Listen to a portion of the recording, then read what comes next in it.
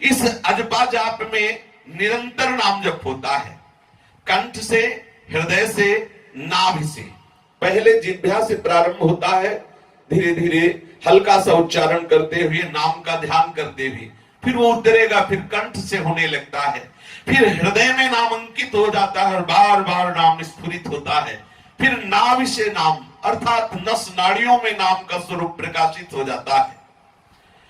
अगर हम 1 वर्ष जिह्वा से अभ्यास कर लें तो अपने आप कंठ से जप होने लगेगा, और यदि हम 2 वर्ष कंठ से अभ्यास कर लें तो तीसरे वर्ष में नाभि में पहुंच जाए। निरंतर खान पान करते समय भी ध्यान देते हुए, ये महापुरुषों के अनुभव की बात है। 1 वर्ष यदि हम सतत नाम जिह्वा से ले या मंत्र जपे, ओठ बंद करके जिह्वा हिलाते हुए, तो 1 वर्ष के अंतर्गत इतना अंतःकरण पवित्र हो जाएगा कि कंठ से अपने आप हो जाएगा। कंठ से जब शुरू हो तो 2 वर्ष तक यदि कंठ से हो तो हृदय में, नाभि में उतर जाता है, और यदि सावधानी पूर्वक नाभि में, जो हृदय में जप हो रहा है, ध्यान सहित हम उसका सुमिरन करने लगे तो बहुत शीघ्र अजपा जाप प्रारंभ हो जाता है। फिर करना नहीं पड़ता, बैठा है, खड़ा है, चल रहा है, फिर रहा है, वो अपने आप नाम स्फुरित हो रहा है। रोम रोम रग रग में नाम का आनंद छा जाता है। उसमें माला की जरूरत नहीं होती, उसमें बाहर कोई अंगुली चलाने की जरूरत नहीं होती, वो अंदर ही अंदर, अंदर ही अंदर स्वयं चलता है। अजपा जाप में भोजन कम होना चाहिए। अगर एक समय पाने से आपका काम चल जाए तो बहुत अच्छा है। अगर 2 समय पाए तो थोड़ा थोड़ा भोजन पाए। नींद 5 घंटे से अधिक नहीं होनी चाहिए। एकांतवास अधिक से अधिक होना चाहिए। अजपा जाप का अभ्यास करने वाले साधक को गद्दा, तकिया, ये सब जो बहुत सुखद आसन है, इनका प्रयोग नहीं करना चाहिए। भजन का खजाना सदैव अपने हृदय तिजोरी में गुप्त रखें।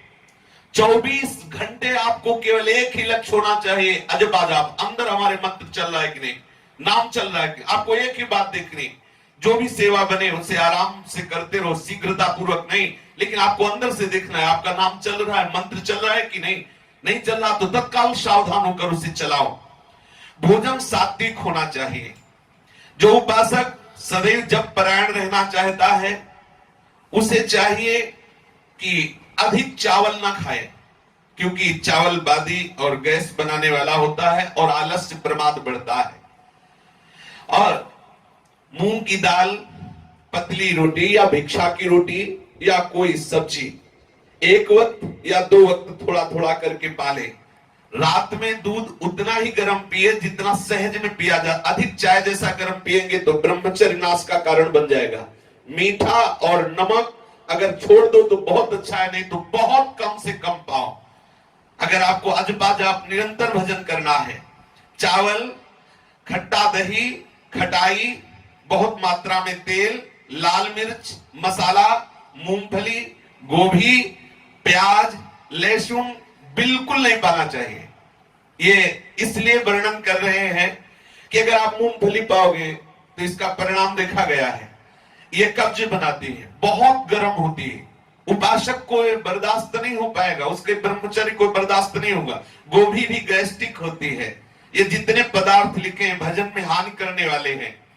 मांस आदि तो सर्वथा त्याज्य है, और प्याज लहसुन के लिए महापुरुषों से और शास्त्रों में लिखा पाया गया है कि जो प्याज लहसुन पाता है उसे अंत में प्रेत की योनि प्राप्त होती है। इसीलिए हमारे यहाँ खान पान में बहुत सावधानी का बर्ताव किया गया है। प्याज लहसुन आदि किसी भी तरह से हमारे उदर में नहीं जाना चाहिए। यदि आप भजन करना चाहते हैं तो भोजन के संबंध पर पहले विचार कर लीजिए, क्योंकि भोजन के रस से ही शरीर, प्राण और मन का निर्माण होता है। जो अशुद्ध भोजन करते हैं उनका शरीर अशुद्ध हो जाता है, उनके प्राण क्षोभ युक्त हो जाते हैं, चित्त में सदैव ग्लानि बनी रहती है। जिसमें ग्लानि होती है चित्त में, जो शरीर बोझा सा लग रहा है, प्रमाद छाया हुआ है, वो कैसे मंत्राकार वृत्ति कर सकता है। आवश्यकता ठीक से समझते हुए आहार करें कि ये हमारे लिए आवश्यक है, ये अनावश्यक है, और भजन में लगे तो बहुत शीघ्र लाभ होता है। घर में यदि नाम जप किया जाए तो 10 गुना फल होता है। घर में जो आप नाम जप कर रहे हो वहां गाय बंधी है, तो आप समझो कि ऐसे जब करने से उस गाय के जगह में जब करने से 10 गुना लाभ होगा। और यदि आप जंगल में चले गए, पीपल के नीचे बैठ के जब कर रहे हैं, तो आप वहां से 100 गुना ज्यादा लाभ प्राप्त करेंगे। और यदि आप वहां से कहीं तीर्थ चले गए फिर जब कर रहे हैं, तो आपको 1000 गुना, एक माला के जपने पर 1000 माला का लाभ प्राप्त होगा। और यदि आप गंगा या यमुना के तट में 8 हाथ के अंतर्गत, महापुरुषों से सुना है, 8 धारा की दूरी 8 हाथ, 8 हाथ के अंतर्गत बैठकर जप करेंगे तो लाख गुना बढ़कर आपको जप का फल मिलेगा। और यदि आप कहीं पुरियों में, जो भगवत लीला की पुरी है, मथुरापुरी, अयोध्यापुरी, काशीपुरी, कांचीपुरी, द्वारिकापुरी, इनमें जब करेंगे तो आपको करोड़ गुना फल मिलेगा। और यदि धाम में जब करेंगे तो अरब गुना फल मिलेगा। और यदि गुरुदेव के चरणों के समीप बैठ करके जब करेंगे तो अनंत गुना फल मिलेगा। गुरुदेव के चरणों के समीप, देख लो, गुरुदेव के चरणों के समीप बैठ करके अनंत गुना सबसे श्रेष्ठ है। यदि आप धामवासी है तो गर्व करो कि हमें प्यारी जी ने स्वीकार कर लिया। कितना धाम का कितना, या एक माला बाहर जब हो तो अनंत गुना लाभ हो। और कहीं धाम में सदगुरुदेव के चरणों में बैठ के जब करने को मिला तो फिर वहां वर्णन नहीं कि उसको भगवत प्राप्ति की कोई चिंता, जिसके सदगुरुदेव समर्थ विराजमान है, दिए हुए महाप्रेमामृत स्वरूप मंत्र का जाप, गुरुदेव के चरणों के आश्रित होकर त्रिभुवन उसके अधीन है, त्रिभुवन उसके अधीन है। जिस स्थान पर कोई भय न लगता हो, किसी के द्वारा आपको सताने का भय न हो, सांप है, बिच्छू है, बाघ है, या किसी भी तरह से जीव का, बंदर आदि का भय न हो, वही बैठ करके जप का अनुष्ठान करना चाहिए। जप करना, मान लो आप बैठे हो, बार बार लग रहा बंदर न छीन ले जाए माला या परेशान, वहां मत बैठो, सुरक्षित जगह में बैठो जहां आप अपने मन को एकाग्र कर सकते हो। इस तरह से जो उपासक सदैव अजपा जाप में संलग्न होना चाहता है, उसे कभी सैया पर शयन नहीं करना चाहिए, भूमि शयन करना चाहिए। स्पष्ट वर्णन है। जो अजपा जाप करना चाहता है उसे भूमि शयन करना चाहिए, भूमि में आसन लगाकर शयन करना चाहिए। दूसरी बात, गृहस्थ हो तो केवल संतानोत्पत्ति के लिए भगवत इच्छा, भगवत आज्ञा का पालन करने के लिए ब्रह्मचर्य खंडित करे, और विरक्त हो तो पूर्ण ब्रह्मचर्य रहे। तीसरी बात, अजपा जाप चलाने वाले साधक को मौन का आश्रय लेना चाहिए, विचार मौन। आवश्यक है तो बोले, नहीं तो चुप, जरूरी नहीं कि हम उसको उत्तर दें, नाराज हो तो बना रहे। चौथी बात, गुरु आज्ञा के अधीन जीवन होना चाहिए। गुरु सेवा और गुरु आज्ञा की अधीनता जप सिद्धि में बहुत आवश्यक है। यदि गुरु की अवहेलना, मंत्रदाता की अवहेलना कर दे तो चाहे सर के बल खड़ा होकर मंत्र जप करे, कभी सिद्ध नहीं हो सकता। गुरु अवहेलना कर दे, गुरु की अवज्ञा कर दे और फिर सोचे कि हम तप कर लेंगे, तो मंत्र अधिष्ठात्र देवता ही तुम्हें बाधित कर देगा। जैसे गुरु की अवहेलना की काकभूषुंड जी ने, और मंत्र जप कर रहे हैं शिवालय में भगवान शिव का, तो शिव जी ने श्राप दे दिया, जा अजगर योनि को प्राप्त हो जा। इसलिए मंत्रदाता गुरुदेव की सेवा और अधीनता और ब्रह्मचर्य रहने वाले उपासक को त्रिकाल स्नान का नियम लेना चाहिए, 3 बार स्नान करना चाहिए। भूल से भी कोई पाप कर्म ना बनने पावे। नित्य गुरुदेव को अपनी दिनचर्या मतलब उनके सामने पेश करना चाहिए कि आपने जो हमें आज्ञा की, हमारा चल रहा है कार्य। गुरु की दृष्टि में आपकी दिनचर्या होनी चाहिए।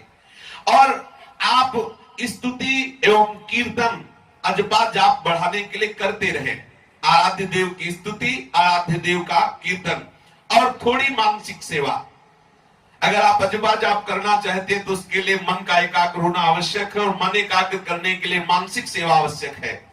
यदि आपको चिदानंद में प्रभु का भाव नहीं आ रहा है तो जो सिंहासन में विराजमान प्रभु हैं वो चिदानंद ही हैं, उनका भाव करके उनकी मानसिक सेवा प्रारंभ करें, जिससे मन आपका पवित्र होगा, तो मानसिक जाप में आपको बहुत सहयोग मिलेगा। गुरु में दृढ़ विश्वास कि जो गुरु जी ने मंत्र दिया है, जो जप दिया है, निश्चित इससे हमारा परम कल्याण हो जाएगा। जो अजपा जाप करना चाहता हो उसे भ्रष्ट स्त्री से कभी बात नहीं करनी चाहिए। जो व्रतों का उल्लंघन करके संकल्प लेकर उनको तोड़ देते हैं, ऐसे कभी उपासकों का भी संग नहीं करना चाहिए। आज संकल्प किया ऐसा नहीं करेंगे, इतना जप करेंगे और कोई मर्यादा नहीं, सब तोड़ दे, तो ऐसे उपासकों के संग से अजपा जाप करने वाले साधक को बाधा लग जाएगी, उसका हृदय भी शिथिल होने लगेगा। जो नास्तिक है उससे संभाषण नहीं करना चाहिए, कभी झूठे मुंह नहीं रहना चाहिए। अजपा जाप करने वाले उपासक को चाहिए यदि वो कुछ पाया है तो तत्काल 3 बार आचमन करे, कुल्ला करने के बाद आचमन करे, क्योंकि उसे प्रतिक्षण मंत्र जप करना, झूठा मुंह रहेगा, झूठे मुंह मंत्र नहीं जपा जाता। और कभी किसी से असत्य भाषण न करे, कभी किसी से कपट भरा भाषण न करे। अनुष्ठान जो अजपा जप का लिए हुए कि मैं निरंतर नाम जप करूंगा, कोई कसम न खाए। हम ये बोल रहे तुम्हें विश्वास हो तो मान लो, नहीं तो हम कसम नहीं खाएंगे। कोई शपथ न ले, कभी भी किसी तरह की कोई कसम न खाए। ये महापुरुषों के अनुभव है, बाधा पड़ जाएगी भजन में। इसलिए कभी भी उपासक को कसम नहीं खानी चाहिए कि मैं, अब प्राय लोग कह देते हैं अरे भाई भगवान की कसम खाते हैं, भगवान को तुमने फ्री समझ रखा है क्या? हमारे प्राणाराध्य, हमारी जान ले लो, लेकिन हम कसम नहीं खाएंगे अपने आराध्य देव की। ये नियम होना चाहिए। अनुष्ठान आरंभ कर देने पर यदि कोई मर जाता है तो भी आप अनुष्ठान न छोड़े, कोई जन्म ले रहा है तो भी अनुष्ठान नहीं छोड़े। जो भजन का अनुष्ठान है, जो सेवा का अनुष्ठान है, मरने वाले मरते रहे, जन्मने वाले जन्मते रहे। ऐसा नहीं है कि वो मर गए तो हमारा भजन बंद, बोले आज से भजन बंद, तो सबसे ज्यादा तो घातक हो गया ये मरना कि हमारा भजन छूट गया। जन्मने मरने के सोच में भजन नहीं छोड़ना। अपना आसन, अपना वस्त्र, अपनी शैया किसी को छूने ना दो। वैसे चाहिए एकांतिक वास होना चाहिए। तो भाई जी श्री हनुमान प्रसाद पोद्दार जी ने भी कहा यदि उपासक का अकेला कमरा हो, उस कमरे में कोई प्रवेश न करे, उसकी शैया पे कोई न बैठे, उसके आसन पे कोई न बैठे, तो उसको बहुत जल्दी जो उसके भजन के परमाणु हैं अनुभव में आने लगेंगे और उसका भजन बढ़ने लगेगा। अपने पात्रों में पाए, अपनी शैया में शयन करे, अपने हाथ से अपने वस्त्र धोए, अपने कमरे का जो मार्जन आदि है वो अपने हाथ से करे, फिर ताला लगाए, बाहर जाए तो ताला लगा के जाए, कोई उसके कमरे में प्रवेश ना करे। अगर भगवत कृपा से आपको ऐसा वास मिला हो तो आप थोड़ी सावधानी रखिए, आप किसी के कमरे में मत जाइए, किसी को अपने कमरे में मत बुलाइए। साधना परायण रहो, जितनी साधना करोगे तो आपके परमाणु आपको सहयोग करेंगे। आप अपने साधन कक्ष में कभी गाना बजाना, ये सांसारिक वार्ता ना सुने।